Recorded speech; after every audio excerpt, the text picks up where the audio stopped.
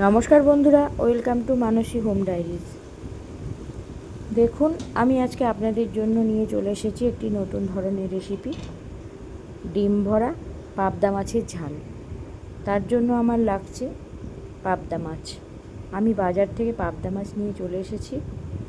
মাছগুলোর পেটে দেখুন কেমন সুন্দর ডিম ভরা, বর্ষাকালের মাছ, সেই জন্য এত সুন্দর পেটের ভেতরে ডিম। মাছগুলোকে আমি ধুয়ে পরিষ্কার করে নুন হলুদ মাখিয়ে নিয়েছি। এবার ওভেনে কড়াই বসিয়ে দিয়েছি। কড়াই গরম হয়ে আসলে দিয়ে দেব পরিমাণ মতো সর্ষের তেল। এই রান্নাটি অবশ্যই সর্ষের তেলে করার চেষ্টা করবেন, তাহলে স্বাদটা একটু বেশি ভালো আসে। কড়াই তেল দেওয়ার পর তেলটা গরম হয়ে গেলে আমি এর ভেতরে দিয়ে দেব অল্প পরিমাণে নুন। কারণ অনেকের কাছে শোনা যায় যে তেলের ভেতরে নুন দিলে নাকি এইসব মাছগুলো ফাটে না। সেইটা শুনে আমিও দিয়ে দিলাম, দেখি কি হয়। আমার মনে হয় তো খুব একটা বেশি কার্যকরী হবে না। ঠিক আছে, দেখা যাক কি হয়। এবার তেলের মধ্যে দেখুন যেই মাছগুলো দিয়েছি কেমন ফাটতে শুরু করেছে। আমি বাবা অত রিস্ক না নিয়ে আমি গ্যাস আগে থেকেই অফ করে রেখেছি। মাছ দেওয়ার পর কড়াইটাকে ঢাকা দিয়ে আমি গ্যাস অন করে দেবো। মাছটা ঢাকা অবস্থাতেই ভাজা হতে থাকুক, তাহলে তেল ছিটার ভয় সেরকমভাবে থাকবে না। দেখুন, মাছগুলো আমি ঢাকা দিয়ে দিয়েছি। এবার মাছটা ভাজা হতে থাকুক।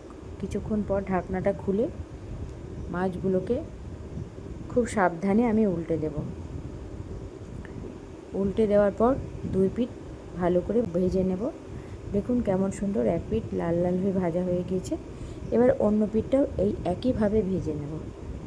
এই মাছগুলো ভাজা হয়ে গেলে আমি কড়াই থেকে তুলে নেব। এবার সেম প্রসেসে আমি বাকি মাছগুলো ভেজে নেব। মাছ ভাজা হয়ে গেলে আবার উল্টে দেব। দেখুন আমি সর্ষে পোস্ত বাটাটা কত সুন্দর ছাঁকনি দিয়ে ছেঁকে নিচ্ছি। তার কারণ সর্ষের খোসাটা স্বাস্থ্যের পক্ষে খুবই ক্ষতিকারক। যাদের অ্যাসিডিটির প্রবলেম আছে তাদের অসুবিধা হতে পারে, সেই জন্য এটা আমি ছেঁকে নিই। তো মাছগুলো ভাজা হয়ে গিয়েছে, এবার আমি তুলে নিলাম।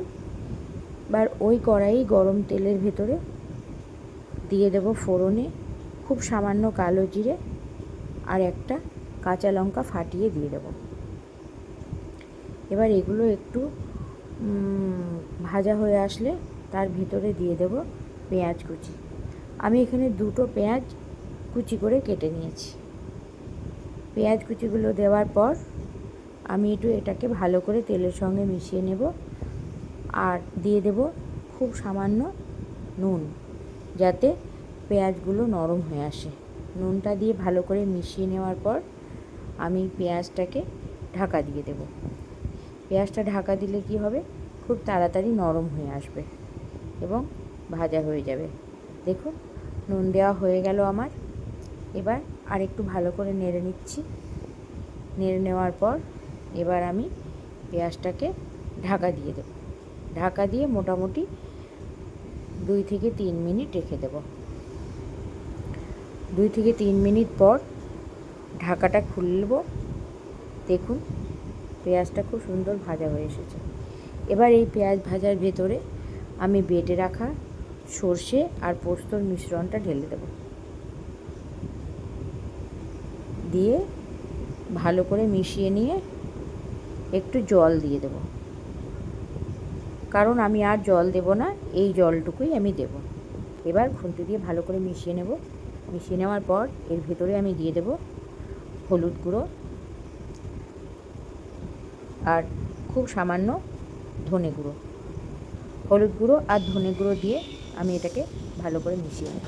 ধনে গুঁড়ো দেওয়ার কারণ হচ্ছে এই মাছটাতে লাস্টে ধনে পাতা কুচি দিলে স্বাদটা বেশ ভালো হয়। তো আমার ঘরে ধনে পাতা নেই, সেই জন্য আমি টেস্টটা ব্যালেন্স করার জন্য 1 চামচ ধনে গুঁড়ো দিয়ে দিলাম আর দিয়ে দিলাম খুব সামান্য পরিমাণে চিনি।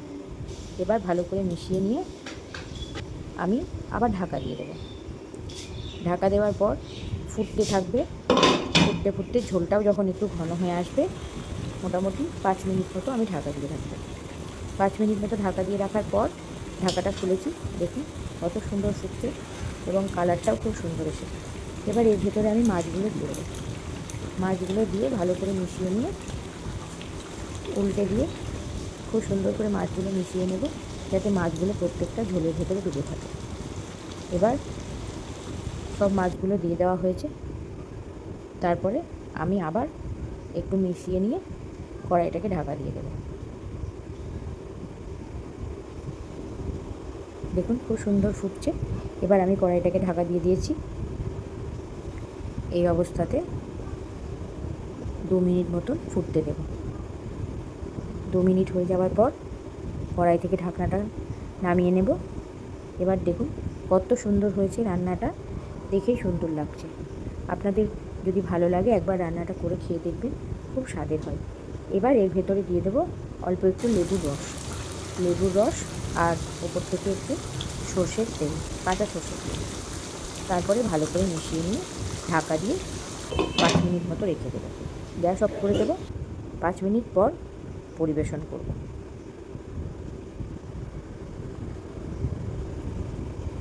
বন্ধুরা, আমার ভিডিওটা যদি আপনাদের ভালো লাগে লাইক করবেন, কমেন্ট করবেন, শেয়ার করবেন এবং সাবস্ক্রাইব করে পাশে থাকবেন।